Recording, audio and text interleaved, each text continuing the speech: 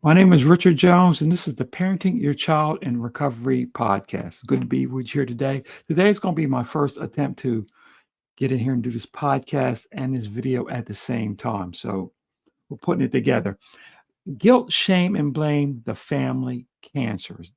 That's what I want to call this. Again, my name is Richard Jones, and this is, I represent parentingyourchildinrecovery.com. And we also have a Facebook group, Parenting Your Child in Recovery. And the home company is secondstarts.com. That's the number 2NDSTARTS.com. I want to talk about the family cancers.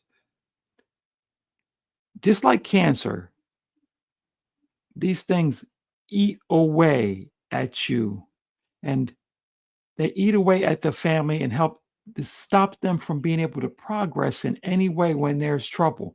Uh, those cancers get in the way. They they tear everything apart. It's just like a disease process, and it doesn't respect you. It doesn't respect you. In other words, you can do a lot of corrective actions, but that is not necessarily going to be the difference in whether or not you are affected by this. Should you do the best you can in every instance, just like any other normal disease process? Yes. But this is not always something that is fair. It's not always something that comes upon us as families because we did the wrong thing or did the right thing. You're going to see plenty, and you know of this, families who there's no way in the world that kid could have turned out right, and he did. And families where that kid had every advantage, and he turned out so poorly. So these family cancers are things that we can do to help this situation and to address them and get rid of those things and clean them out. Okay. Symptoms, just like real cancer, sometimes the symptoms are evident. Sometimes they're quite obvious. Pain, you know, all kinds of things that can make itself known. Sometimes there are no symptoms whatsoever, and it's insidious. It sneaks up on you.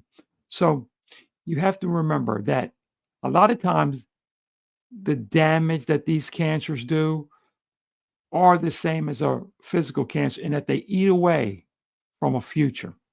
Okay. They eat away and tear out happiness. Sometimes when the symptoms don't show up, you don't know and you don't understand. You think everything's going fine or you think you're getting by. And if you don't take proactive measures and respect the process and respect what can happen in these situations, a lot of times we can lead ourselves to disaster. Now, let's address them one at a time because to me, guilt. Now, I'm not going to go into a technical therapist evaluation of guilt, but I will say this that guilt is that when you want to correct a young person, the very first thing you start thinking of is, but I didn't. I'm not. I done some things wrong. I'm doing some things wrong now. And a lot of times that guilt of what you have done, what you haven't done, get in the way. And in absence of being able to respond with that guilt, the very first thing is an emotional response. Okay. And that emotional response is almost always tied to anger and agitation and fear because that's what these situations lead to. So a guilty response is a response that is not helpful and it accelerates the cancer, just like if I had a regular cancer and I kept doing the same things I had been doing, drinking hard or eating too much red meat, the things they tell you not to do, that's going to accelerate the process. Okay. Well, that guilt is thus an accelerant. Okay. Shame. Shame is the same thing. The thing about shame is this shame is, and this may not technically be correct, but this is the way I feel, but shame is the ego and it's very hard to deal with. And I think that is something that when we're working with our young adult, we need to be able to put shame aside. And that is can be done with a process, the help of others who have a different viewpoint, a different mindset, a different communication avenue than because shame is going to be difficult to handle. And a lot of times it does take a therapeutic approach to deal with shame, especially at a certain level. But shame is another cancer that eats at your ability to help your young adult in trouble. Okay. Blame is a big one. Okay. Blame is the manipulation or moving of pain. In other words, if you have pain and a situation comes up, you protect yourself from that pain and you deliberately put now the onus on someone else. Well, this happens a lot with young adult children and their parents.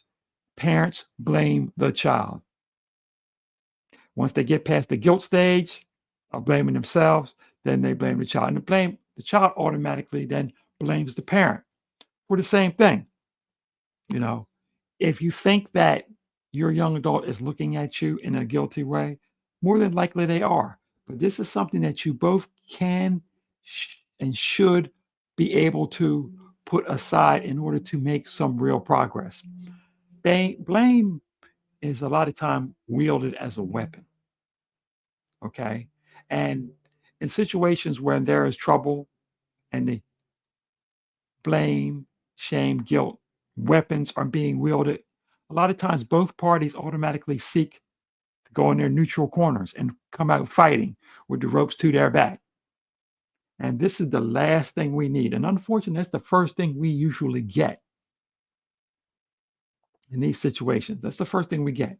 So let's remember that our cancers, our problems, our biggest roadblocks to any success when your young adults in trouble is those cancers, that guilt, that shame, and that blame. We need to treat them like they are the diseases that they are. Can they be helped? Yes. Should we take a serious approach to them? Yes. Do I think that those three are the biggest problem? Personally, I do. So let's remember shame, guilt, blame. They're the family cancers when you are trying to help rescue your young adult in trouble. My name is Richard Jones, RN, and I speak for Parenting Your Child and Recovery.com or home company secondstarts.com. That's number 2ndstarts.com. And you can reach me at Richard Jones at secondstarts.com.